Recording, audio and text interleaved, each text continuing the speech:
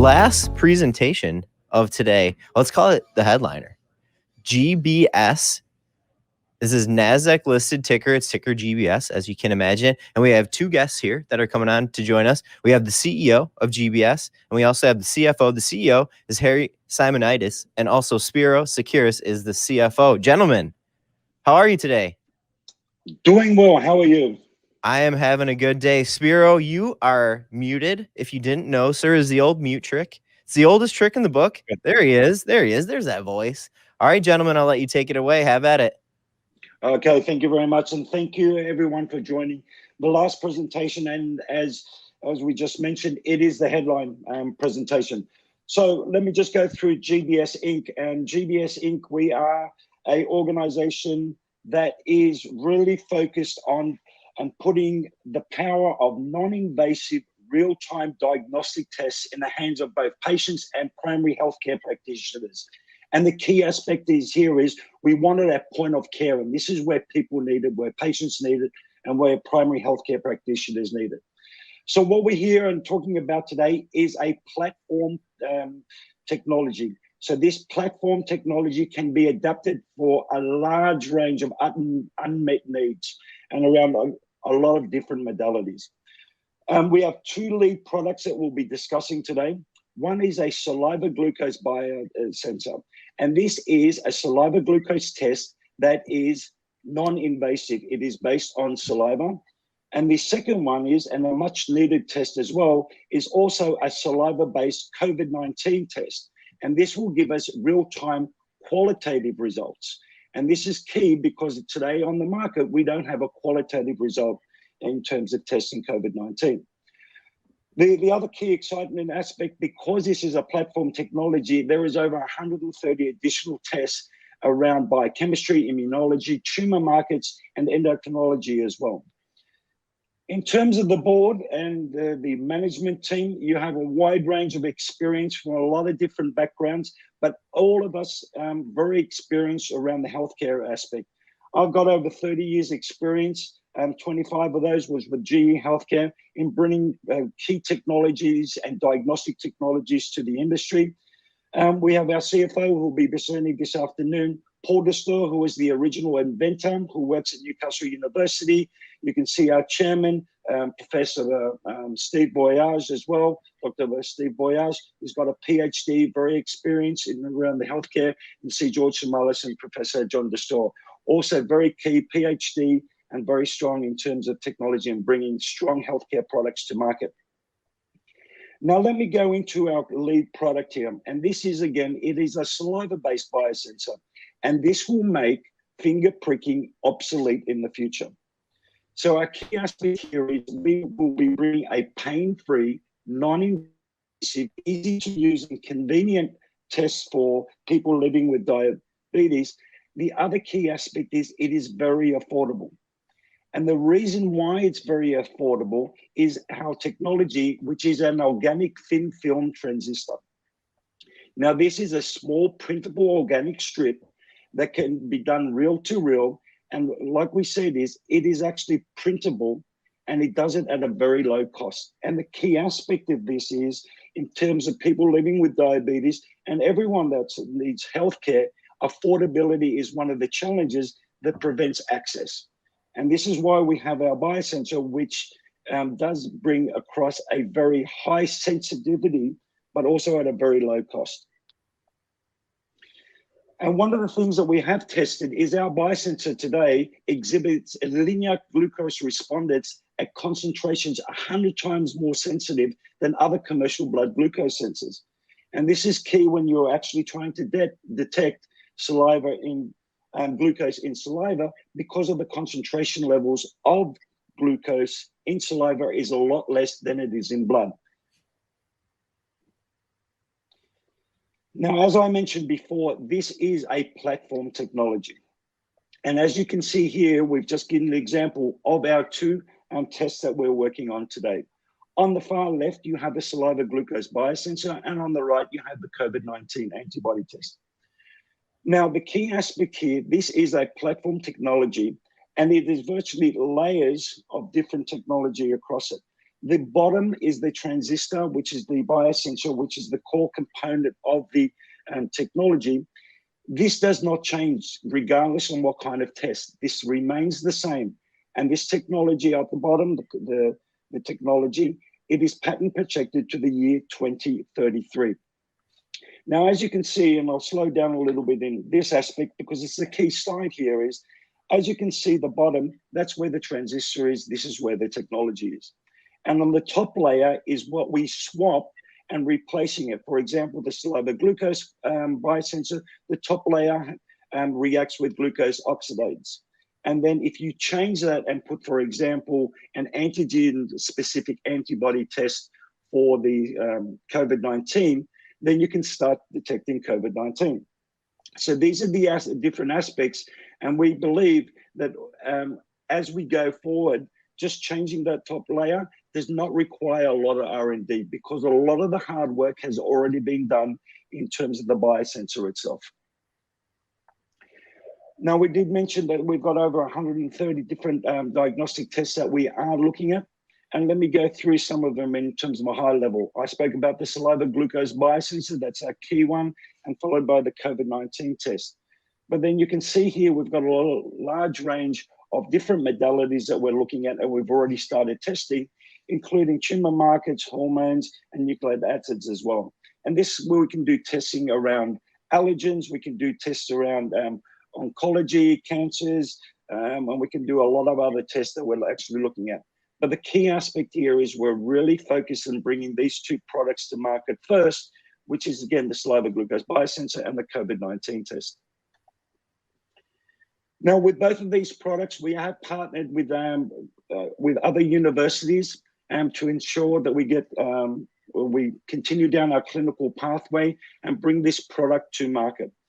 For the saliva glucose biosensor, we are working in collaboration with Johns Hopkins University, a key partner of ours, which we're ensuring all around the saliva testing, and they will help us ensuring that our saliva test will be as accurate or even more accurate than the blood tests that we have currently in the market. And then you can see in terms of the COVID-19 test, we're working with the Weiss Institution at Harvard University, and again, in bringing our technology with their expertise as well to bring a product that will be able to test quantitative results in saliva for COVID-19 tests. And both of these tests are much needed in terms of healthcare because they are both non-invasive. They are both real-time tests. And again, a key aspect is they will be affordable for patients and healthcare practitioners and for healthcare providers in all the different regions that we're going into. Now, this is another key important aspect of what we're doing here at GBS. We're not only concentrating on the much needed non-invasive test, but we also understand our patient groups that they require a very easy to use and affordable biosensor ecosystem around when they're testing diabetes.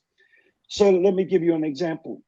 What we're working on today is a saliva glucose biosensor, which will detect glucose levels in saliva, but then ensuring that this information is easily accessed into the device, which could be a handheld device like a phone.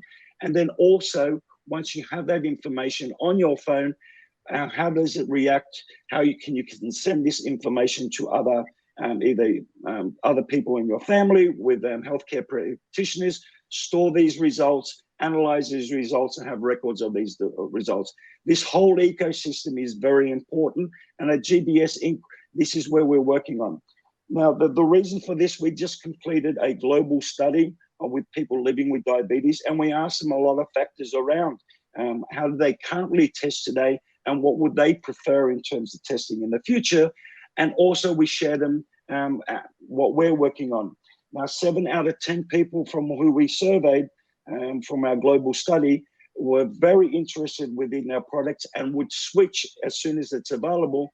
And even 3 out of 10 of all the people that we surveyed actually wanted to do pre-orders. So there's a lot of excitement around here because we're not only getting the test right, we're getting the ecosystem right. Now, we've done a lot of work, and we continue to do a lot of work. We've had some key developments as of today. The key ones for us is ensuring that we've gotten great partners on board, which included Johns Hopkins, Harvard University as well.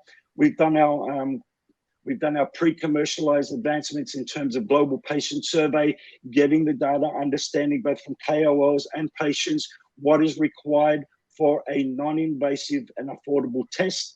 I just shared some of those results.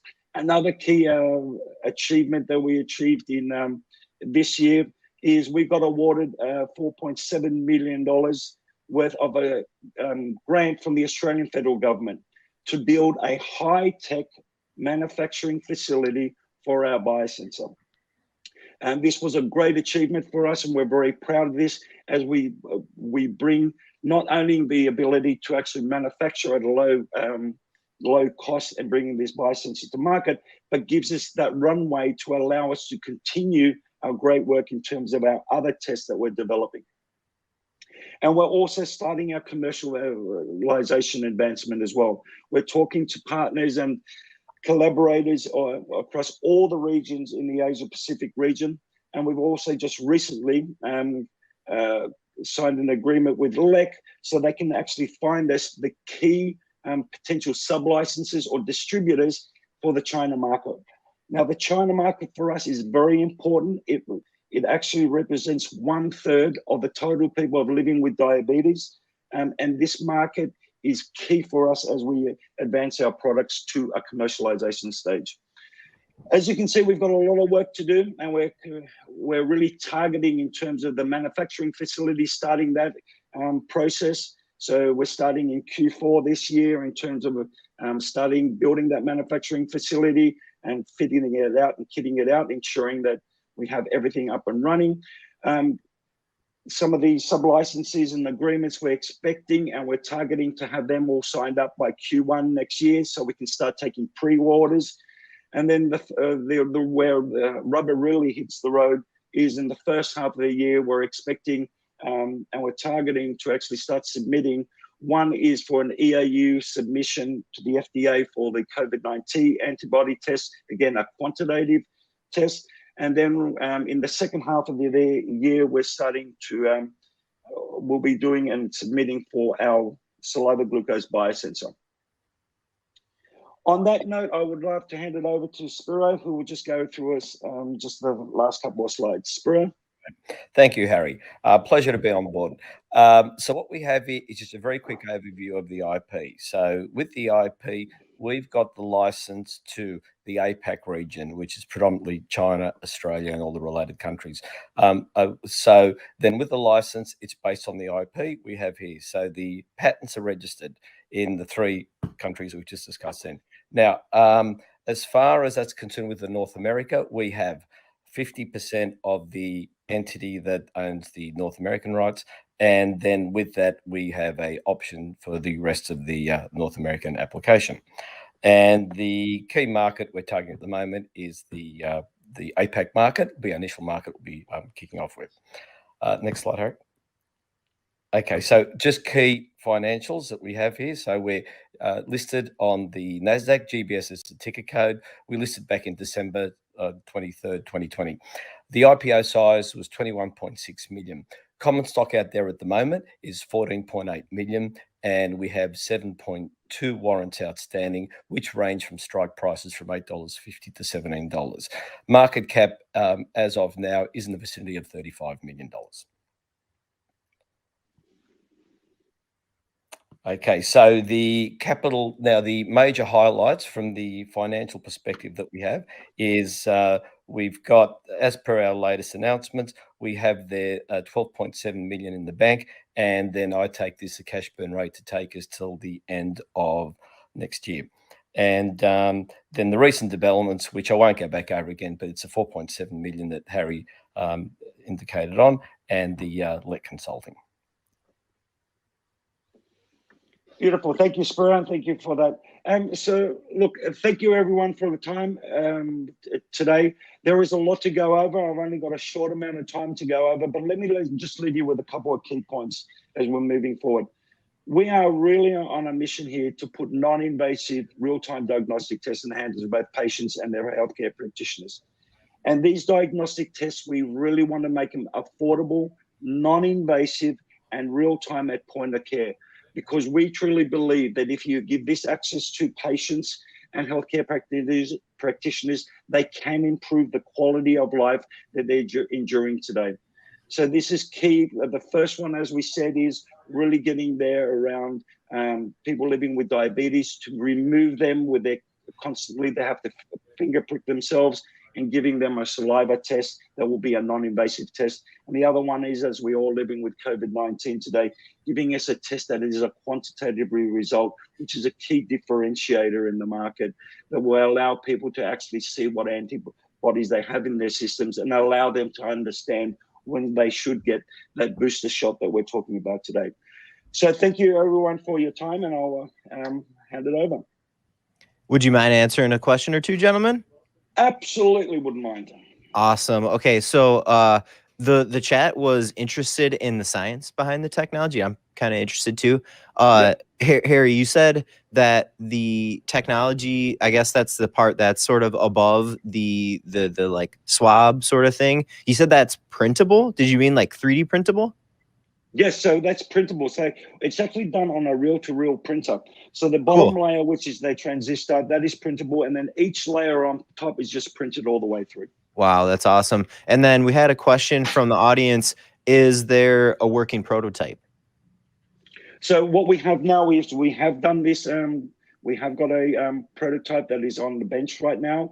We want to make sure that that's why we're working with Johns Hopkins to get all the saliva protocols done, so we can actually start clinical trials with real patients out there, out in the field. All right. And then so for partners, like you mentioned, you know, of course, COVID-19, of course, diabetes, allergens, types of cancer, you said that this could potentially be used for. Partnering for stuff like that, is your team planning to sell the technology and have somebody adapt something for the top of it, a company adapt something for the top, or would your team be working directly with somebody that would want to do a new allergen test? So we believe, and we've actually got the smarts. What we've done with the saliva, we've done the actual for the glucose aspect. But what we will do, we will partner with other universities or other people that do have the technology on the top layer, and we'll partner with them.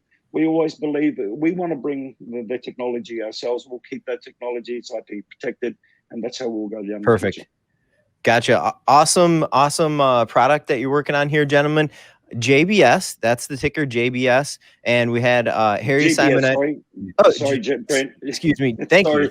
GBS, and that is Golf Bravo Sandy. I got it that time. CEO of GBS, Harry Simeonidis, and also CFO, Spiro Sakiris. Thanks so much, gentlemen, for joining us here. Thank you very much for your time. Enjoy the rest of the evening. You too. Thank you very much. I sometimes mix up my J's and my G's. I'm just going to admit it. Anybody else out there?